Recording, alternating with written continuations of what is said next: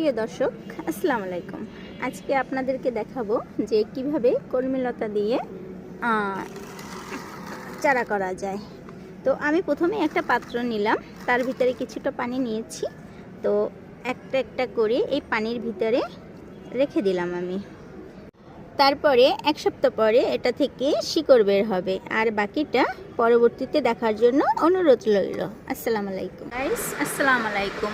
আমি আবারও চলে আসলাম আপনাদের মাঝে এক সপ্তাহ পরে কিভাবে কলমিলতা থেকে শিকড় জ্বালায়। তো এক সপ্তাহ পরে দেখেন এই যে কলমিলতা থেকে শিকড় জ্বালিয়েছে। তো আপনি এখন চাইলে এটা মাটিতেও লাগাতে পারেন, এভাবেও লাগাতে পারেন। তো আজকের মতো এখানেই আমাদের ভিডিওটা শেষ করছি। তো ভালো লাগলে বেশি বেশি লাইক করবেন, সাবস্ক্রাইব করবেন, আর পরবর্তী ভিডিও দেখার জন্য বেল আইকনটি অন করে দেবেন। সবাই ভালো থাকবেন।